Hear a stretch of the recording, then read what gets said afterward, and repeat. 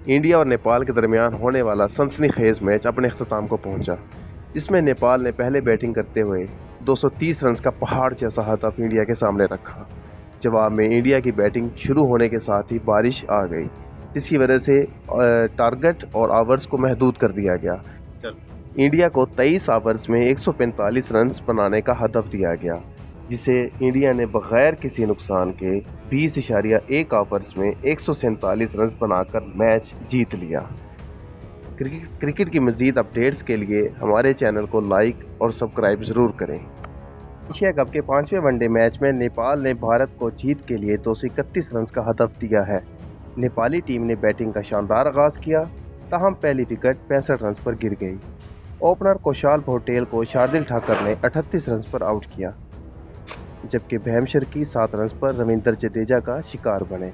Nepali team की तीसरी wicket 93 run और चौथी विकेट 101 रन पर गिरी।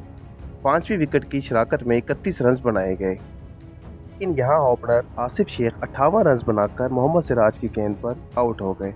सोमपाल कामी 48, कुशाल भोटेल 38 रन के साथ नुमाया रहे। भारत की तरफ से मोहम्मद सिराज और रविंद्र जडेजा ने 3-3, जबकि शार्दिल ठाकर ने एक खिलाड़ी को आउट किया। दोनों टीमों के दरमियान मैच पाली केली में खेला जा रहा है, जबकि खेल के दौरान बारिश का इम्कान है, जिससे मैच मुतासिर हो सकता है। भारतीय टीम ने जसप्रीत बुमराह की जगह मोहम्मद शामी को टीम में शामिल किया है।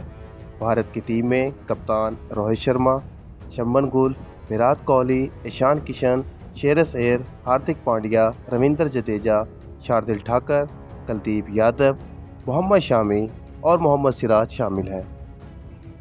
एशिया कप के शुरू में इंडिया जैसी ताकतवर टीम जो कि इंतहाई सख्त मुश्किलात का शिकार थी, लेकिन आज नेपाल के ख़िलाफ़ इंतहाई बेहतरीन खेल का मुजाहरा पेश किया और नेपाल को 10 विकेटों से शिकस्त दे दी।